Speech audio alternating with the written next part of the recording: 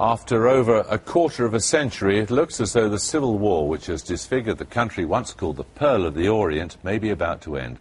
The Sri Lankan army says it has the separatist Tamil Tigers contained, and today the United States, the European Union, Norway and Japan called on the secessionists to surrender. The UN estimates 250,000 civilians are trapped by the fighting, and the government forces have shelled a hospital for the 5th time in 3 days, according to reports. In a moment, I'll be speaking to the Sri Lankan High Commissioner. First, Caroline Hawley reports. Sri Lanka, sold to tourists as the Teardrop Isle, a land of beautiful beaches and of killing. Largely ignored by the outside world. It's gone on for 25 years and taken tens of thousands of lives. But there are signs it could now be in its final throes. The conflict on the island has pitted the government based in Colombo and dominated by the Sinhalese majority against the Tamil Tigers. They've been fighting in the north for a state for ethnic minority Tamils. But they've suffered a string of military defeats, an offensive by the government which has barred independent observers from the conflict zone. But evidence has now emerged of the human cost of the latest fighting. Tamil civilians have been wounded inside a hospital. It's one of the last functioning medical facilities in the area, and the Red Cross says it's been shelled several times in the past 48 hours. Aid agencies have been warning of a humanitarian crisis. In all, 250,000 people are thought to have been displaced. Over the last few months, people have been displaced several times as the front line was moving. These people are now trapped in a very small area which has come under intense fighting, and basically they just have no safe place to go. They cannot flee, they are trapped there. The Tamil Tigers once held a huge swathe of the north, where they had a capital, courts, police and a navy. But they've been squeezed into an ever smaller stretch of territory. From holding 18,000 square kilometres, they're now down to just 300. The Tamil Tigers, or LTTE, have been ruthless, pioneers in suicide bombings. They also stand accused of conscripting child soldiers and abducting and killing opponents. But the government's been using brutal methods of its own. There have been very serious abuses on both sides.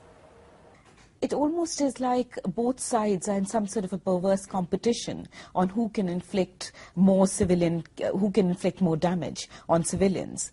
The LTTE, the Tamil Tigers, are refusing to let civilians leave the area of conflict and essentially using them as human shields.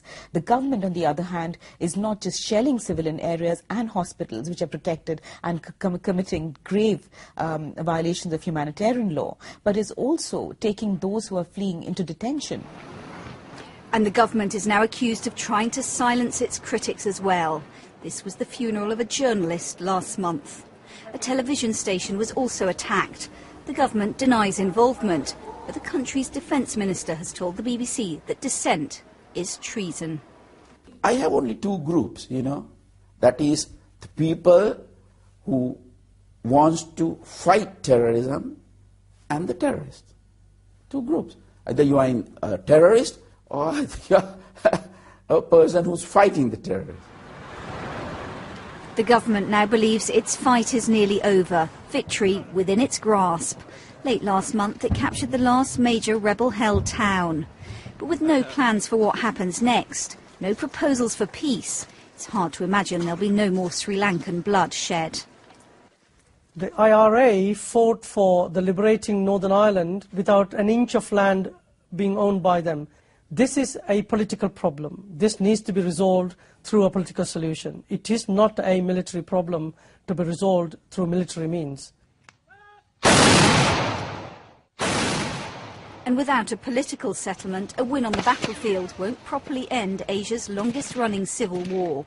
Or, of course, the suffering of the island's people. Well, with us now is the Sri Lankan High Commissioner, His Excellency Justice Nihal Jayasinghe. Victory is a time for magnanimity, isn't it? You could say that. So we can take it, can we, that you will be acceding to the request this evening from Hillary Clinton and David Miliband that there be a ceasefire? There was a ceasefire. there was what we call a truce. The government offered 48 hours for the civilians who are entrapped in the jungles to be evacuated. What actually happened was that the LTT regrouped and launched an attack on the security forces during that 48 hours. The problem is, High Commissioner, we have no way of knowing whether you are intentionally or unintentionally telling us the truth, because you won't allow independent witnesses. The ICRC is there, the UN is there. Why won't you allow the press in? Well, we are not in a position to allow the press in for the reason... You don't allow them in? No. Various of them are murdered, aren't they? Independent ones, the most disgraceful Suppose a foreign journalist is killed, then the government would be held accountable.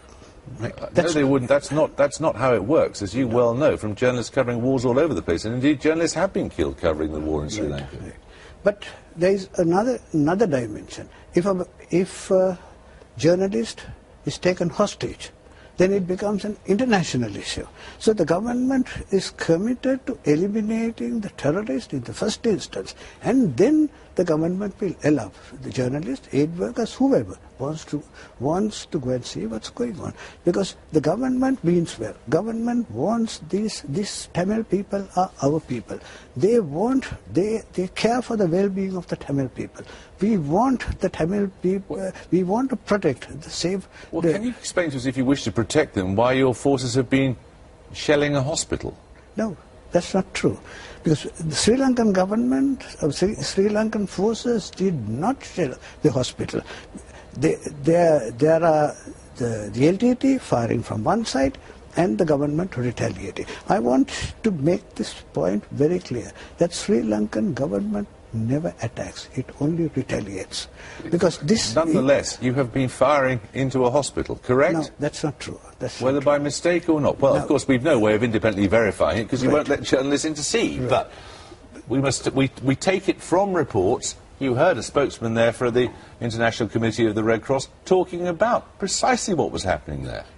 There is no proof that it's the Sri Lankan government which is responsible for the damage caused to the hospital or the LTT, because there are two segments at war. So it's very unfair to hold the government forces accountable for what has happened. So we have to wait and see. All right, we'll wait and see. And in the meantime, we are looking at an imminent end to this war, are we? Imminent end to the war would be the military defeat of the LTT.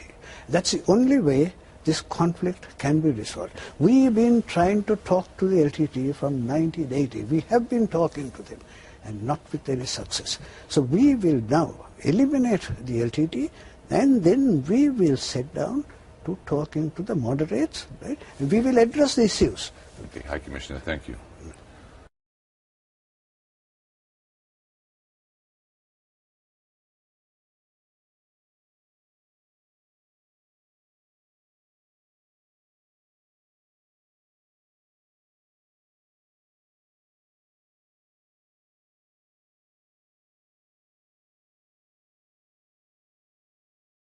Now, coming up on the program.